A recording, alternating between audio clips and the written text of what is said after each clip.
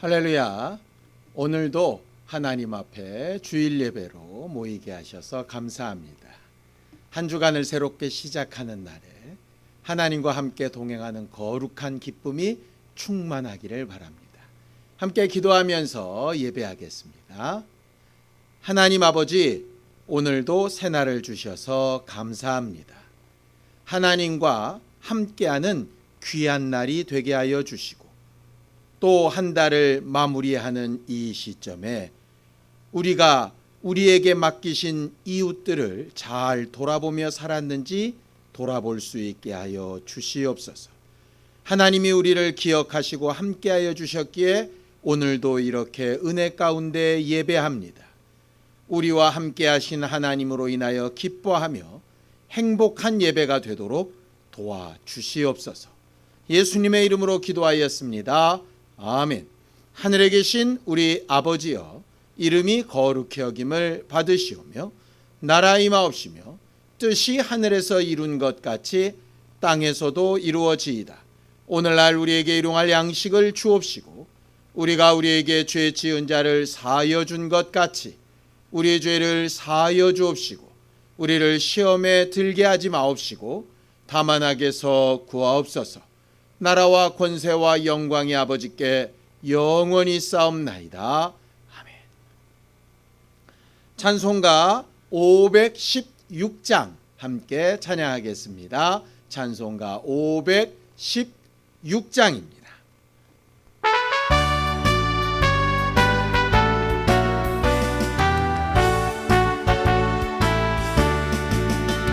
옳은 길 따르라 의의 길을 세계 만민의 참된 길 이 길 따라서 살기를 온 세계에 전하세.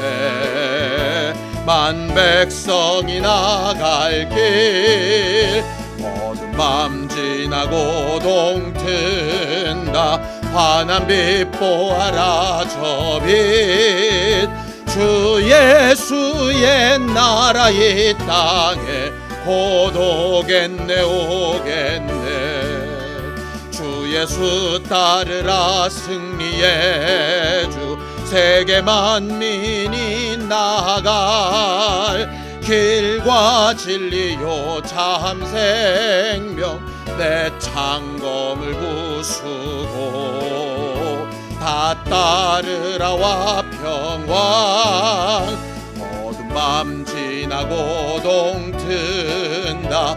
환한 빛 보아라 저 빛 주 예수의 나라 이 땅에 곧 오겠네 오겠네.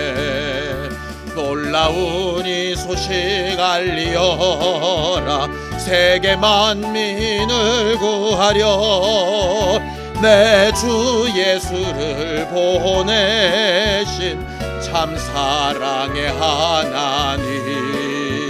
만 백성이 따를 길 모든 맘 지나고 동튼다.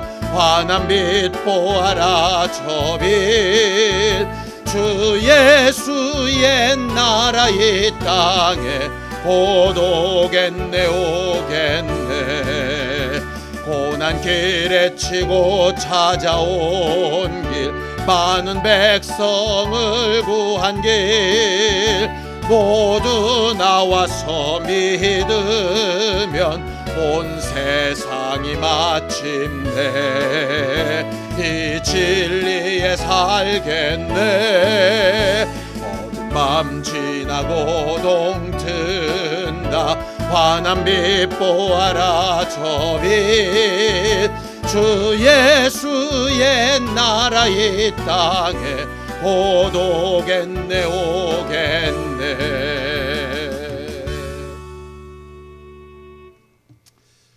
우리는 지난주에 많은 어려움 가운데서도 하나님과 함께함으로 형통하였던 요셉의 이야기를 배웠습니다. 그가 부잣집 아들로 있을 때에도 돈에 팔려 노예가 되었을 때에도 또 무고하게 죄인 되어 감옥에 갇혔을 때에도 하나님 앞에 있는 그 믿음으로 하나님을 경외하며 형통한 자가 되었던 것처럼 우리는 하나님과 함께하는 형통한 사람들이 되자라고 결단했었지요. 지난 한 주간 우리가 처한 여러 상황과 환경 가운데 하나님과 함께했던 사람이었는지, 아니면 내 생각과 내 마음대로 살았던 사람이었는지 우리 자신을 잘 돌아보고 합심하며 참여하여 함께 기도하겠습니다. 하나님 아버지, 하나님께서 도우시고 인도하셔서 우리를 지난 한 주간도 도우시고 함께 하시는 믿음으로 말미암아 온전케 하여 주셨음에 감사합니다. 하나님 아버지, 우리는 오늘도 하나님께서 우리와 함께하고 계심을 믿고 또 임마누엘 하시는 예수 그리스도로 말미암아 우리의 모든 죄와 허물을 하나님 앞에 고백하며 하나님께서 우리와 함께 거하시고 함께 일하고 계신 것을 체험하며 알게 되는 사람들이 되어지기를 원합니다. 지난 한 주간 여러 가지 상황이나 환경이나 형편 가운데 하나님과 함께함으로 우리 스스로 보기에도 또 다른 사람들이 보기에도 참 형통한 사람들이 되었어야 마땅한데, 아버지 하나님, 우리가 하나님이 우리와 함께하고 계신 것을 제대로 깨달아 알지 못하고 하나님께서 우리에게 부탁하신 바 그 말씀과 거리가 멀며 때마다 일마다 하나님을 찾고 부르짖는 대신에 내 생각이나 과거의 경험이나 우리 임의대로 감정대로 함부로 행하여 살았던 것을 고백하오니 우리의 연약함과 부족함을 아시는 주께서 오늘도 우리에게 새롭게 기회를 더하여 주셔서 우리와 가까이 계신 그 하나님 앞에 우리의 발걸음과 얼굴을 돌리며 하나님께서 우리에게 가르치시는 대로 하나님과 함께 걷는 거룩하고 신령한 믿음의 이 일을 행하게 되어지기를 원합니다. 오늘 예배 가운데 하나님의 음성을 듣게 하시고 하나님이 가르치시는 방향을 보게 하시고 이번 한 주간 하나님께서 우리에게 맡기실 일들과 만나게 하실 사람들을 돌아보며 기뻐할 수 있는 심령들이 되어질 수 있도록 우리 모두를 도우시고 함께하여 주시옵소서. 오늘도 하나님의 은혜와 긍휼을 구하며 하나님과 함께하는 거룩한 기쁨을 구하오니 예배하는 모든 사람들에게 주 예수의 은혜와 성령의 감동하심이 있도록 도우시고 인도하여 주시옵소서.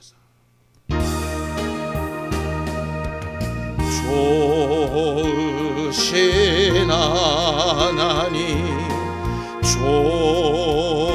좋으신 하나님, 참 좋으신 나의 하나님,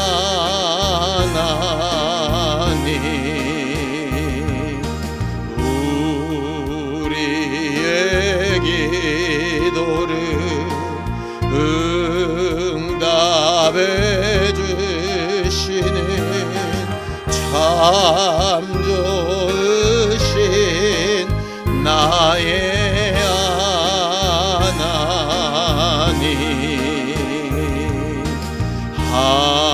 한없는 축복을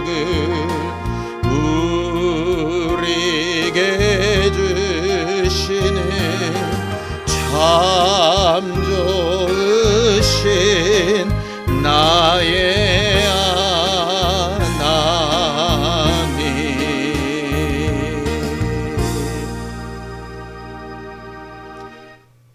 하나님 아버지, 오늘도 우리가 하나님이 주신 기회를 따라 하나님의 말씀이 있는 곳, 하나님을 만날 수 있는 자리를 선택하여 이렇게 모이게 하심을 감사합니다.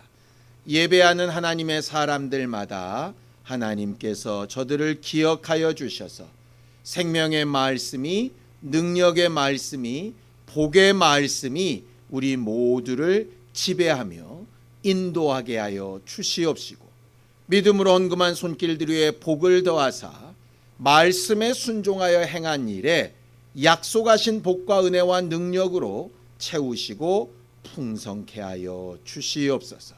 예수님의 이름으로 기도하였습니다. 아멘. 하나님의 말씀은 출애굽기 1장 15절에서 21절까지 말씀을 함께 합독하겠습니다. 출애굽기 1장 15절에서 21절까지 말씀을 함께 합독하겠습니다. 함께 읽습니다. 시작. 애굽 왕이 히브리 산파 십브라라 하는 사람과 부하라 하는 사람에게 말하여 이르되 너희는 히브리 여인을 위하여 해산을 도울 때에 그 자리를 살펴서 아들이거든 그를 죽이고 딸이거든 살려두라. 그러나 산파들이 하나님을 두려워하여 애굽 왕의 명령을 어기고 남자 아기들을 살린지라. 애굽 왕이 산파를 불러 그들에게 이르되 너희가 어찌하여 이같이 남자 아기들을 살렸느냐. 산파가 바로에게 대답하되 히브리 여인은 애굽 여인과 같이 아니하고 건장하여 산파가 그들에게 이르기 전에 해산하였더이다 하매 하나님이 그 산파들에게 은혜를 베푸시니 그 백성은 번성하고 매우 강해지니라. 그 산파들은 하나님을 경외하였으므로 하나님이 그들의 집안을 흥왕하게 하신지라. 아멘. 하나님은 우리에게 자유의지를 주셔서 선택하며 살 수 있는 피조물이 되게 하셨습니다. 하나님은 전능하시고 완전하시기 때문에 마치 로봇 안에 프로그램을 입력하듯이 거부할 수 없는 명령을 넣으시고 일방적으로 우리를 이끌어 가실 수도 있지만 하나님은 우리를 하나님을 찬송하는 도구, 하나님을 인정하는 도구, 하나님을 사랑하는 도구로 만드시고 인격적으로 하나님과 교제하는 존재로 만드셔서 우리 안에 그런 일을 선택할 수 있도록 자유의지를 주신 것입니다. 이 자유의지는 하나님이 우리를 존중하시고 우리에게 올바른 선택하기를 기대하시면서 베푸신 하나님의 사랑이고 은혜라고 볼 수 있지요. 그래서 우리 인생들은 이 세상에 태어나는 순간부터 여러 가지 선택들을 하면서 삽니다. 우리들이 잘 아는 철학자 중에 장폴 사르트르라고 하는 사람이 있죠. 그 사람이 인생을 가르쳐 정의하기를 B와 D 사이에 C라고 이렇게 말한 것이 있습니다. 태어나는 birth와 죽음이라고 하는 death 사이에 choice라고 하는 것이 인생이라고 하는 것이죠. 태어나는 것은 우리의 선택으로 되어지지 않습니다. 죽음도 본래는 우리의 선택으로 되는 것은 아니지요. 그 중간에 있는 모든 것은 우리의 선택 가운데 있습니다. 물론 하나님께서 일방적으로 하시는 일들도 있지만 많은 경우 우리에게 선택권을 주시고 그것을 선택하게 하십니다. 어떤 경우는 올바른 선택을, 어떤 경우는 잘못된 선택을 하게 되겠죠. 하나님은 올바른 선택을 하게 하시기 위해서 우리에게 양심이라는 것을 주셨고 그 양심만 가지고 되지 않아서 율법이라고 하는 하나님의 법을 주셨습니다. 그래서 그 법 안에서 우리에게 똑바로 올바른 것을 찾아 선택할 수 있도록 명령하시고 부탁하셨죠. 성경을 좀 보겠습니다. 신명기 5장 32절에서 33절입니다. 신명기 5장 32절에서 33절 함께 읽습니다. 시작. 그런즉 너희 하나님 여호와께서 너희에게 명령하신 대로 너희는 삼가 행하여 좌로나 우로나 치우치지 말고 너희 하나님 여호와께서 너희에게 명령하신 모든 도를 행하라. 그리하면 너희가 살 것이요 복이 너희에게 있을 것이며 너희가 차지한 땅에서 너희의 날이 길리라 라고 그렇게 되어져 있죠. 하나님은 하나님의 법인 율법, 하나님의 말씀을 우리에게 주셔서 그 말씀에서 좌로도 우로도 치우치지 않고 똑바로 올바른 길을 걷기를 원하셨고 이것을 명령하셨습니다. 그렇게 행동하여 하나님의 길을 제대로 걸을 수만 있다면 너희는 생명을 얻을 것이고 복을 얻을 것이고 이 땅에 또 다른 선택을 할 수 있는 더 많은 기회를 얻게 될 거다라고 이렇게 말하는 것이죠. 우리나라가 법치국가이지요. 법에 의하여 통치되는 나라입니다. 그래서 법을 잘 지키고 법에서 위반되는 일이 없으면 나라의 보호를 받게 되고 많은 기회를 얻게 됩니다. 그게 법이 지배하는 사회이지요. 문제는 인생은 세상을 살면서 수많은 고민과 수많은 실수와 수많은 잘못들을 한다는 거죠. 올바른 것을 몰라서 실수하기도 하지만 올바른 것을 알면서도 선택하지 못하는 경우들도 부지기수로 많이 있습니다. 대표적인 경우가 바로 에덴 동산의 아담과 하와이지요.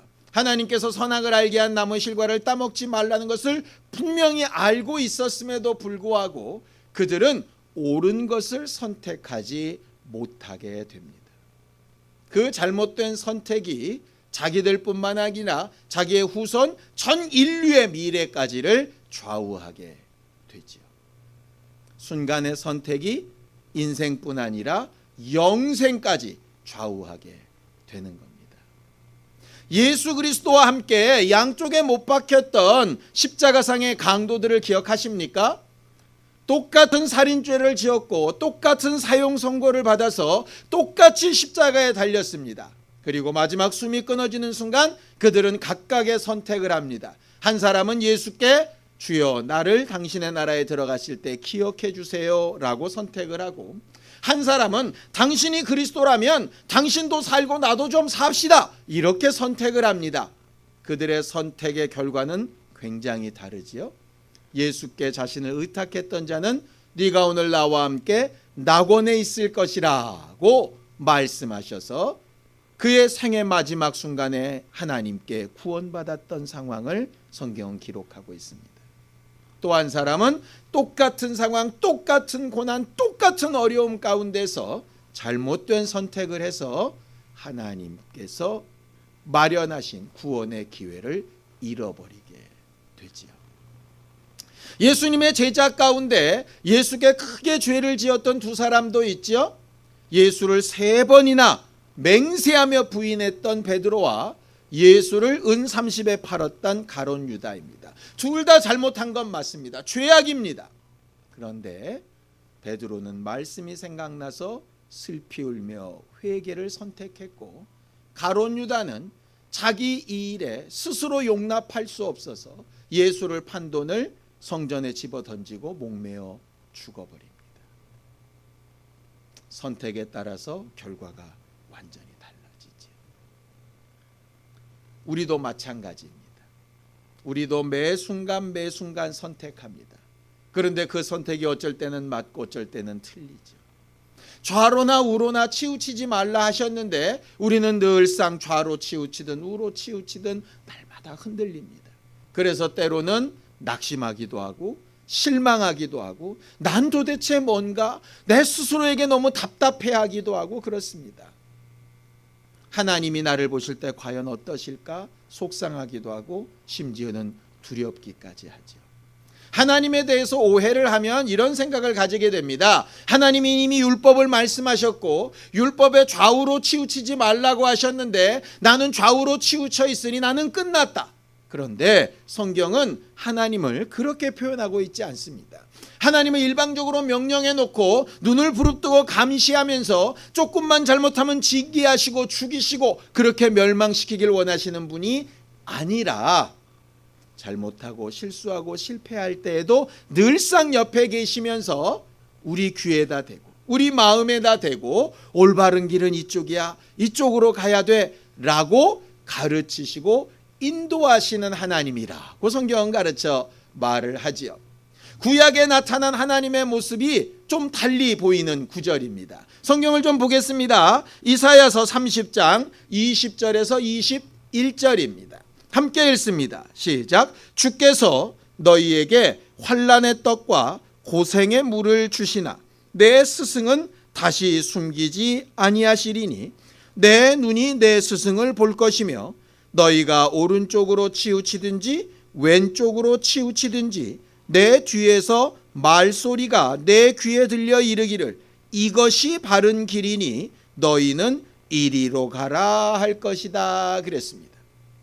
잘못된 선택과 잘못된 행동의 결과로 환난의 떡과 고생의 물 이런 어려움이 있을 것이지만 내 눈앞에 스승은 숨겨두지 아니하셔서 그 스승으로 말미암아 항상 바른 길이 어딘가라고 하는 것을 인도하시는 분이 하나님이시라고 그렇게 말하고 있죠.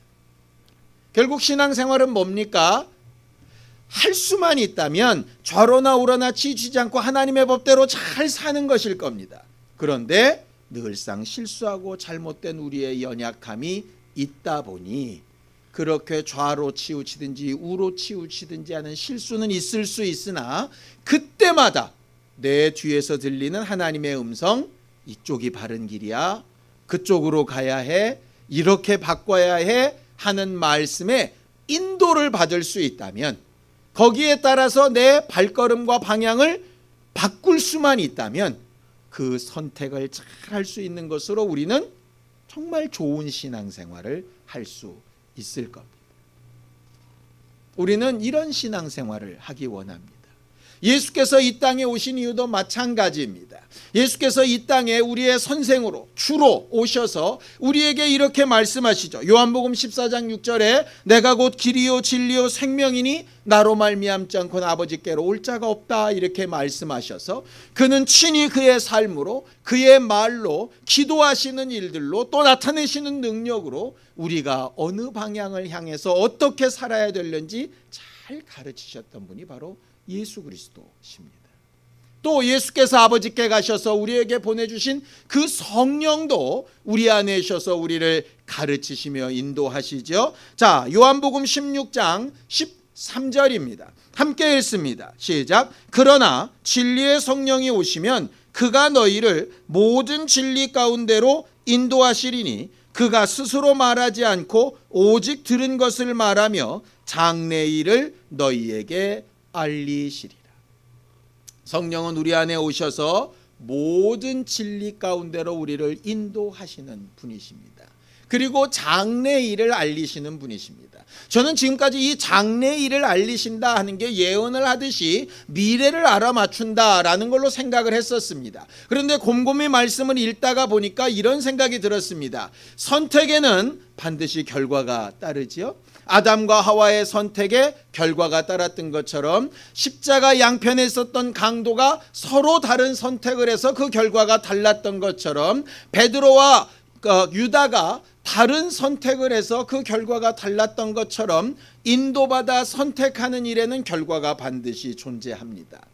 성령은 우리가 무엇을 선택하게 될지 무엇을 따르게 될지에 따라 그 결과까지 알려주시는 하나님이시라고 말하는 것이죠.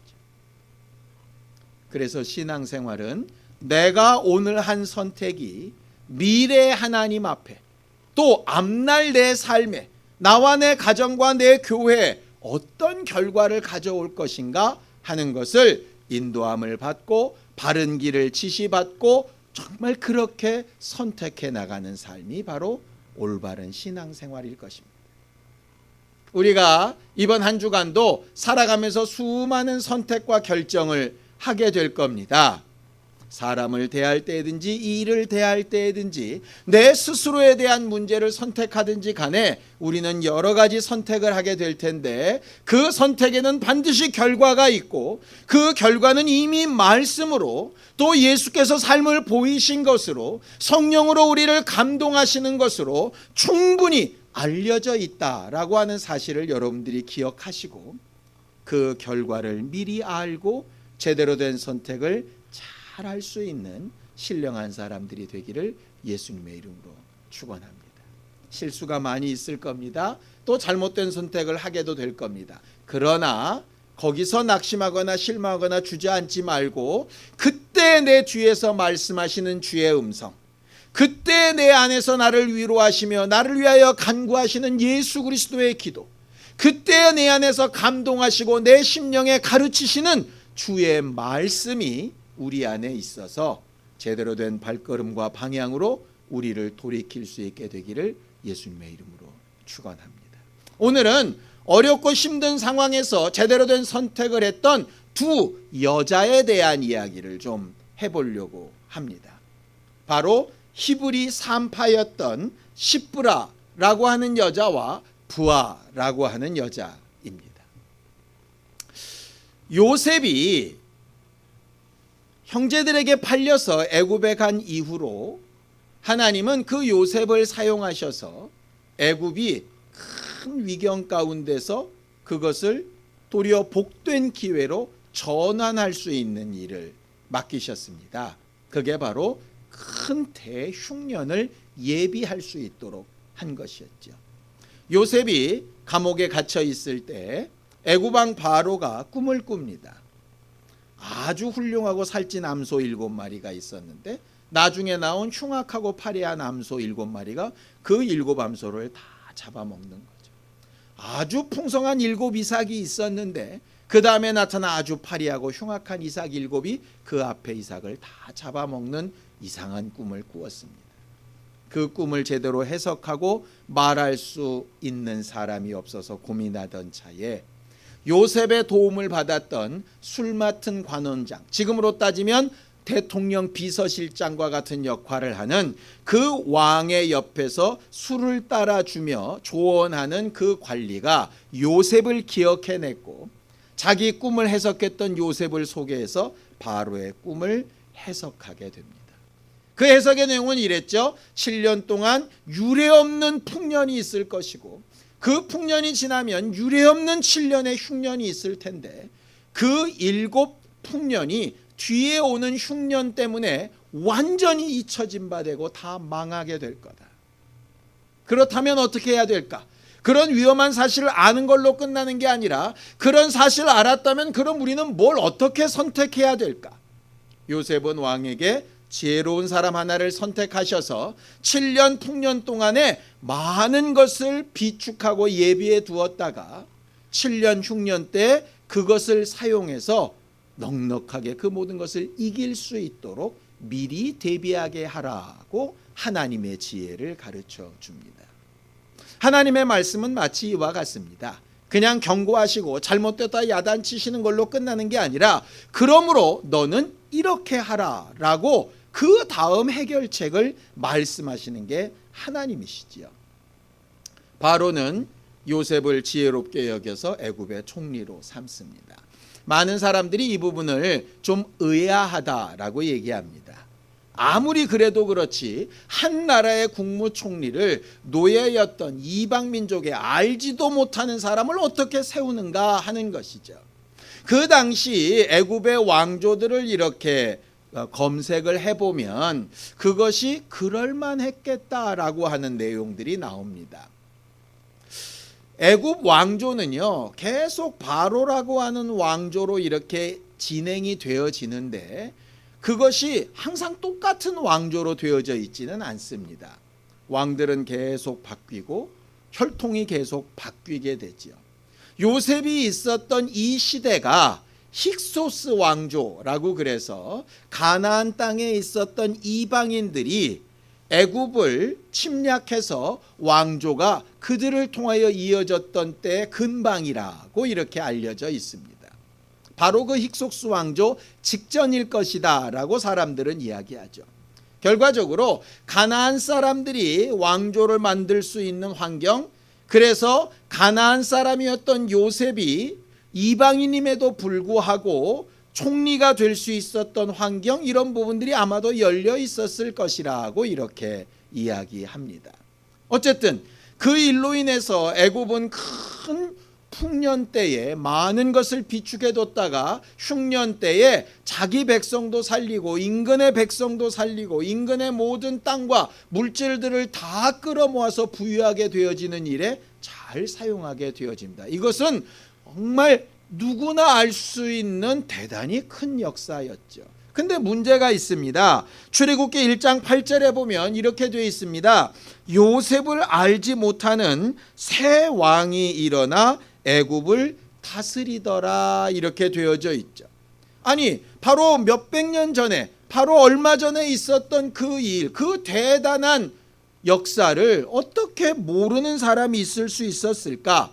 이때 시기를 보면 힉소스 왕조가 지나가고 테베 왕조라고 하는 애굽의 전통 왕조가 다시 부활하게 되는 사건들이 있게 됩니다. 그때 왕의 이름이 아흐모세라고 하고요, 그 아들을 투투모세라고 합니다. 어디서 많이 듣던 얘기죠? 맞습니다. 출애굽기에 나와 있는 흔히 모세라고 불리워지는, 그게 그 왕의 가문의 이름입니다.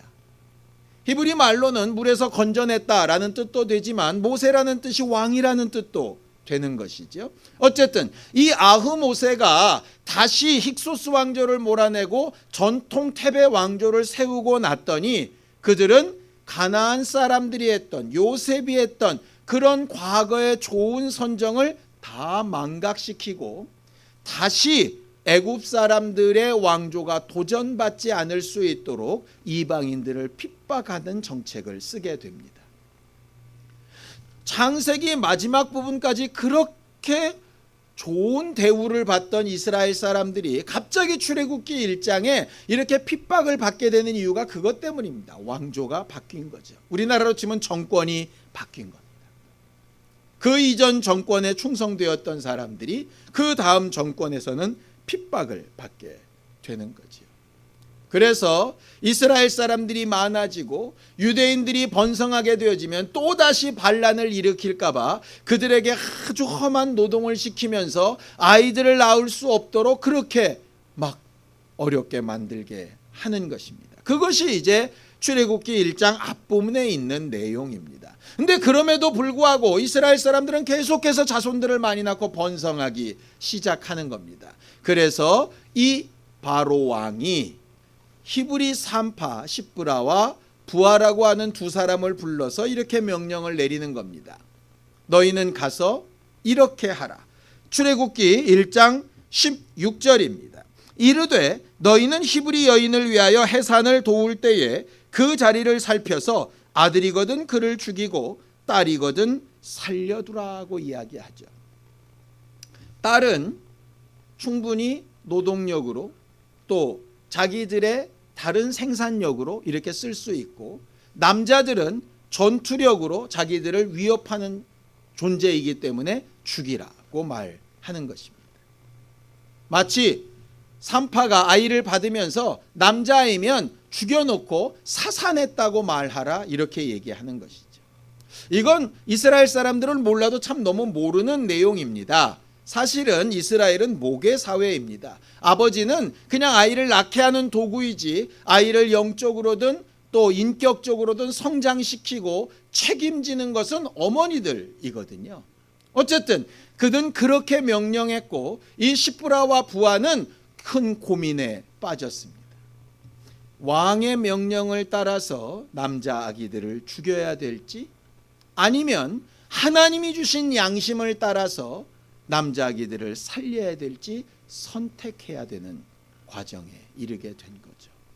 마치 우리가 이 세상의 법칙을 따를지 아니면 하나님의 법을 따를지 선택해야 되는 때가 있는 것처럼 말입니다. 직장을 구하든 배우자를 구하든 동업자를 구하든 내 미래를 꿈꾸든 간에 어떨 때는 하나님의 법이 세상의 법과 부딪혀서 어느 것 하나를 선택해야 될 때가 있습니다. 내 마음과 하나님의 말씀이 부딪혀서 선택해야 될 때가 있습니다. 하나님의 아들이신 예수조차도 그랬습니다. 자기 생각에는 십자가를 치는 것이 부당하게 여겨졌고 하나님은 십자가를 지라고 명령하셨습니다. 하나님의 명령과 자기의 마음이 부딪혔던 때죠. 무언가 선택을 해야 되는데 어느 쪽을 선택해도 마음이 아프고 힘든 겁니다. 왜냐하면 무엇을 하나 선택하고 아무 결과가 없으면 아무 문제가 없겠지만, 무엇을 선택한다는 얘기는 그 다음에 나오는 결과까지를 모두 책임진다는 얘기거든요. 왕의 명령을 어기고 하나님의 법을 따르면 하나님의 법을 따른 양심의 자유는 얻겠지만 왕으로부터 목숨이 위협받게 되겠죠. 반대로 왕의 위협에 굴복해서 왕에게 무릎을 꿇으면 하나님 앞에 서게 되는 그날에 정말 두렵고 떨리는 상황이 있게 되는 겁니다. 세상 사람들은 하나님의 법, 하나님이 원하시는 바른 길, 하나님이 옳다 여기시는 바에 관심이 없기 때문에 사실 갈등이 없을 수 있습니다. 그런데 신앙인들은 늘상 그런 갈등이 있는 거죠. 마치 사도 바울이 내 안에 하나님을 따르고 싶은 법이 있는데 내 육체 안에는 또 다른 법이 나와서 나를 자꾸 죄의 법 아래로 나를 사로잡아 간다. 나 너무 힘들고 괴롭다. 이렇게 고백했던 것과 마찬가지입니다. 신앙생활 그래서 힘든 겁니다. 교회에 있을 때는 하나님의 법을 따르고 세상에 나가면 세상의 법대로 살고 이게 너무 자유하면 굉장히 편할 텐데, 사실은 교회에 앉아 있으면서도 하나님의 법대로 살아야 된다고 알고 배우면서도 여전히 내 안에서 슬슬 올라오는 내 육체의 정욕이나 세상의 방식이나 내가 하고 싶은 대로 하고 싶은 여러 가지 욕심들이 있어서 늘상 갈등을 일으키게 되는 거예요. 세상을 살면서도 마찬가지입니다. 남들 하는 것처럼 똑같이 살면서도 한쪽이 계속 캥기고 찔리고 아프고 어렵고 두렵습니다. 차라리 이런 게 없었으면 좋았을 텐데 그런 게 있어서 참 괴롭고 어렵죠. 신앙생활은 그렇게 갈등 가운데서 올바른 것을 선택하는 겁니다. 선택할 때 뭐가 필요할까요? 이 일에 대한 결과를 명확하게 아는 것이 필요합니다. 내가 이것을 선택했을 때, 내가 이런 말을 했을 때, 이런 행동을 했을 때 어떤 결과가 올 것인가 라고 하는 것을 명확하게 알아보려고 하는 게 필요한 거죠. 그런 것도 없이 그냥 감정적으로 행동한다면 사실은 무책임한 겁니다. 신앙생활은 그래서 책임감 있게 해야 되는 거죠. 우리가 지난주에 요셉을 보면서 참 책임감 있는 사람이었다고 했죠. 책임감이라고 하는 것과 믿음은 같은 의미입니다. 내가 하는 행동에 책임을 지는 겁니다. 하나님 앞에 이 십부라와 부하는 이렇게 선택합니다. 출애굽기 1장 17절입니다. 그러나 산파들이 하나님을 두려워하여 애굽 왕의 명령을 어기고 남자 아기들을 살린지라. 예수께서 이렇게 말씀하셨습니다. 마태복음 10장 28절에 몸은 죽여도 영혼은 능히 죽이지 못하는 자들을 두려워하지 말고 오직 몸과 영혼을 능히 지옥에 멸하실 수 있는 이를 두려워하라. 잠깐의 불편함이나 잠깐의 손해나 잠깐의 어려움 대신에 더 영원하고 더 중요하고 더 본질적인 것을 선택하라는 거죠. 저희는 술을 잘 먹지 않지만 음주운전을 하는 사람들을 보면 참 답답할 때가 있습니다. 아마 이랬을 것 같아요. 얼마 먹지 않았으니까, 또 대리운전을 부르거나 그럼 돈이 아깝기도 하고 금방 이렇게 사람 눈을 피하면 갈 수 있을 것 같으니까 그 잠깐의 유익, 잠깐의 귀찮음, 잠깐의 평안함, 이건 때문에 그냥 음주운전을 하는 거죠. 걸려서 인생이 바뀌고 물질적으로 더 큰 손해를 입고 사람들의 지탄을 받고 자기가 하려고 했던 일들이 잡아 꺾이고 이러는 상황들을 대하게 되면 사람들이 실망하고 후회하고 괴로워하게 되는 겁니다. 선택에는 결과가 따릅니다. 당장 눈에 피해서 재수 좋게 안 걸렸다 할 수 있을지 모르지만 언젠가 그의 삶의 결과는 하나님 앞에 드러나게 되는 것이죠. 이게 쉽지 않습니다. 당장의 손해를 감수해야 되거든요. 아직 하나님의 심판은 보이지 않고 당장의 손해는 눈에 보이기 때문입니다. 그런데 믿음은 당장의 손해보다 영원한 결과에 가치를 두는 겁니다. 그게 있다면 용기를 낼 수 있죠. 유명한 영화의 대사 하나가 있지요. 친일파로 살았던 사람이 재판정에서 이렇게 말을 합니다. 당신 왜 그렇게 친일파로 독립운동하는 사람들을 잡아 죽였습니까? 그가 이렇게 얘기하죠. 나는 독립이 될 줄 몰랐다. 그것입니다. 당장 이 일로 끝날 줄 알았으니까. 내 육체의 인생으로 끝날 줄 알았으니까. 지금 상황만 면피하면 된다고 생각했으니까 올바른 선택을 못하게 되는 거죠. 예수께서 올바른 선택을 하시기 위해서 선택했던 방법이 겟세마네에서 기도하시는 것이었습니다. 여러분, 우리는 하나님의 말씀을 알고 있는 사람이고 예수를 통하여 이미 그 말씀대로 사는 것이 무엇이라는 걸 봤던 사람이고 성령으로 이미 감동을 얻고 있는 사람들입니다. 머리로 알고 말로 가르치는 것 중요한 게 아니라 우리의 삶 가운데서 실질적으로 선택할 때 그것이 적용되고 발휘되어야 하는 거죠. 실수할 수 있습니다. 잘못할 수 있습니다. 문제는 잘못하고 실수했을 때 돌이킬 수 있는 선택을 제대로 하는 겁니다. 흉내만 내는 게 아니고 면피만 하는 게 아니라 잠깐만 넘어가는 게 아니라 근본적으로 돌이켜 회개하는 겁니다. 십부라와 부하는 목숨을 걸고 하나님을 경외하는 쪽으로 선택을 했습니다. 죽음을 각오하고 한 것입니다. 하나님이 살려주실 것이다 그렇게 믿었던 거 아닌 것 같습니다. 하나님이 그 결과로 뭐 더 좋은 걸 주실 것이다 이렇게 기대했던 것도 아닌 것 같습니다. 그들은 그저 하나님을 경외하여 옳은 것을 선택했습니다.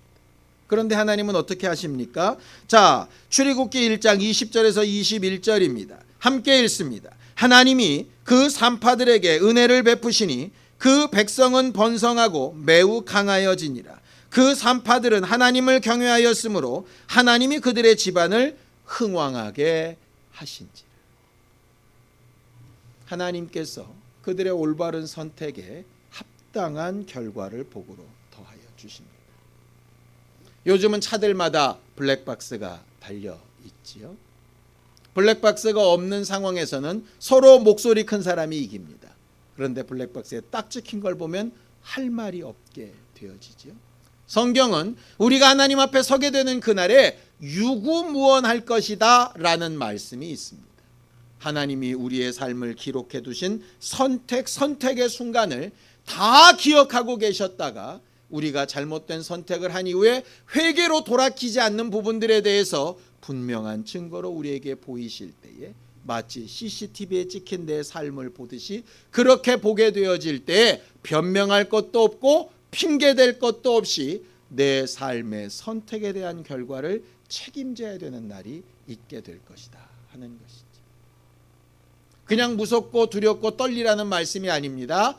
아직 회개의 기회가 있고 돌이킬 수 있는 기회가 있으니 하나님을 경험하려는 사람이라면 올바른 선택을 용기를 가지고 담대하게 할 수 있어야 한다 하는 것입니다.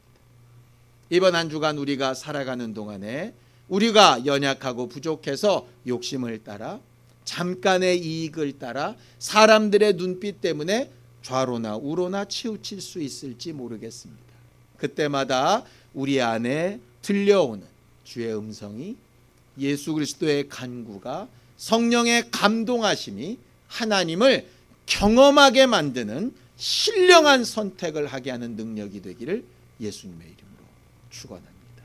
함께 기도하시겠습니다. 하나님 아버지, 하나님께서 우리를 도우시고 인도하셔서 예수께서 아버지 앞에 담대히 기도하시고 간절히 기도하시고 땀방울이 핏방울이 되도록 기도하시며 하나님께서 가르치시고 인도하시는 옳은 길을 따라 제대로 된 선택을 하기 위하여 몸부림치며 기도하며 순종하기를 결심하셨던 것처럼 이 모든 상황을 성령께서 아시고 후원하시며 가르치시며 응원하시고 도우셨던 것처럼 우리의 삶 가운데도 여러 가지 일들과 상황과 환경과 근심과 아픔이 있을 때에 회개를 향하여 하나님께서 보이신 올바른 방향을 향하여 제대로 된 것으로 마음과 생각을 돌이키며 회복하고 하나님께서 회개케 하시는 기회를 잃어버리지 아니하며 하나님께서 부르시는 부르심의 상을 향하여 우리의 삶과 생각을 옮겨 놓을 수 있고 하나님께서 우리에게 주신 기회를 잘 선택할 수 있는 귀한 성도들이 될 수 있도록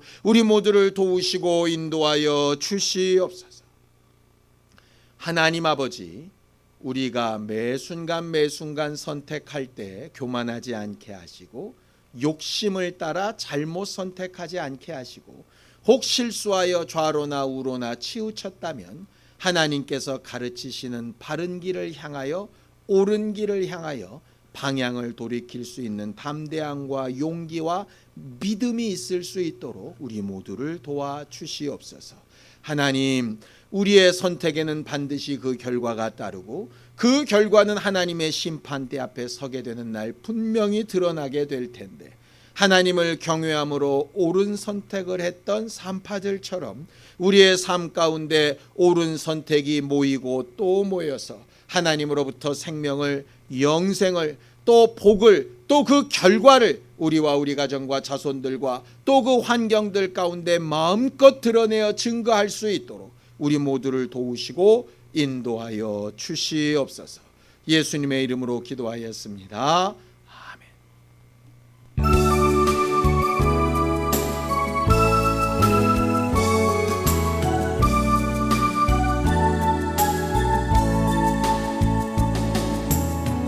이 시간 너의 마음속에 하나님 사랑이 가득하기를 진심으로 기도해 간절히 소망해 하나님 사랑 가득하기를.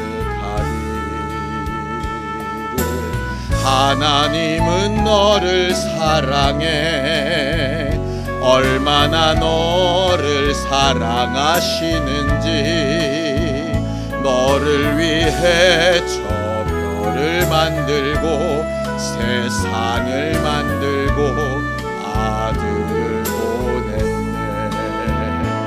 오래전부터 널 위해 준비된 하나님의 크신 사랑 너의 가는 길 주의 사랑 가득하기를 축복해.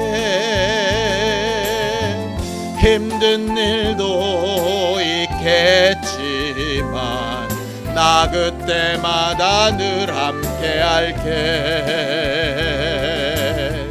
하나님 보이신 그 사랑으로 나 또한 너를 사랑해. 오래전부터 널 위해 준비된 하나님의 크신 사랑 너의 가는 길 주의 사랑 가득하기를 축복해.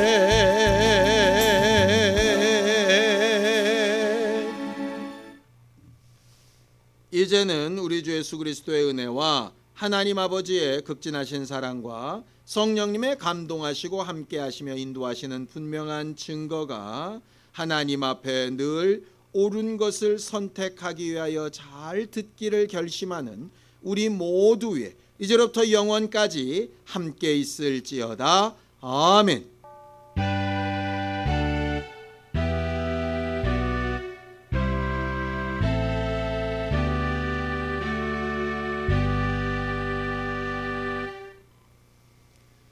이번 한 주간도 옳은 것을 잘 선택하는 우리 모두가 되기를 예수님의 이름으로 축원합니다. 감사합니다.